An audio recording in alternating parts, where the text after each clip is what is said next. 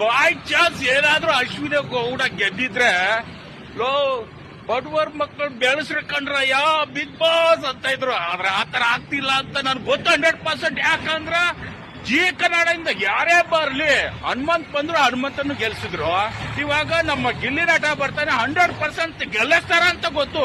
ಒಂದೇ ಅಕೌಂಟ್ ಅಲ್ಲಿ ಅಶ್ವಿನಿ ಗೌಡ, ರಕ್ಷಿತಾ, ಗಿಲ್ಲಿ ನಟನು ನಾನು ಫಾಲೋ ಮಾಡ್ತಾ ಇದ್ದೀನಿ, ಸಪೋರ್ಟ್ ಮಾಡ್ತಾ ಇದ್ದೀನಿ.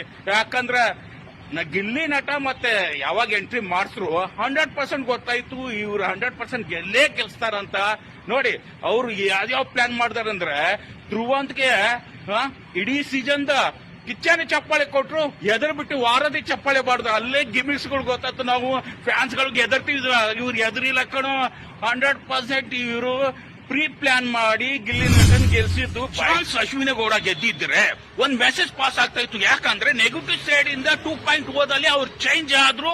ಒಂದ್ ಹೆಣ್ಣು ಮನಸ್ಸು ಮಾಡಿದ್ರೆ ಏನ್ ಬೇಕಾದ್ರೂ ಮಾಡುವುದೊಂದು ಒಂದು ತಾಜಾ ಉದಾಹರಣೆ ಆಗ್ತದೆ. ಯಾಕಂದ್ರೆ ಟಾಸ್ಗಳು ಸಿಕ್ಕಾಪಡೆ ಚೆನ್ನಾಗಿ ಆಡಿದ್ರು, ಟಾಪ್ 6 ಅಲ್ಲಿ ಬಂದ್ರು. ಯಾಕಂದ್ರೆ ಅದು ಒಂದು ಟಾಸ್ ಇದೆಯಲ್ಲ ರಘು ಜೊತೆ, ಮತ್ತೆ ಅದಂತೂ ಸಿಕ್ಕಾಪಡೆ ಚೆನ್ನಾಗಿ ಆಡಿದ್ರು, ಒಂದು ಎಕ್ಸಾಂಪಲ್ ಆಗ್ತಾ ಇತ್ತು. ಯಾಕಂದ್ರೆ ವಾಲ್ಮೀಕಿ ಬೇಟಗಾರ ಹೇಗೆ ಚೇಂಜ್ ಆಗಿ ವಾಲ್ಮೀಕಿ ರಾಮಾಯಣ ಬರ್ದ ಹಾಗೆ ಬೈಚಾನ್ಸ್ ಅಶ್ವಿನಿ ಗೌಡ ಗೆದ್ದಿದ್ರೆ ಬಿಗ್ ಬಾಸ್ ಇತಿಹಾಸದಲ್ಲಿ ಅವರು ಒಂದು ಹಿಸ್ಟ್ರಿ ಕ್ರಿಯೇಟ್ ಮಾಡ್ತಾ ಇದ್ರು. ಯಾಕಂದ್ರೆ ಇವಾಗ ಗಿಲ್ಲಿ ನಟ ಗೆದ್ದಿದ್ಕೆ ಏನಾಗಿದೆ ಅಂದ್ರೆ ಒಬ್ಬ ಸೋಮಾರಿ ಕಾಮಿಡಿ ಮಾಡ್ಕೊಂಡು ಗೆಲ್ಬಹುದಾ ಅಂತ ಒಂದು ಎಕ್ಸಾಂಪಲ್ ಮೆಸೇಜ್ ಪಾಸ್ ಮಾಡಿದ್ದಾರೆ ನಮ್ ಬಿಗ್ ಬಾಸ್.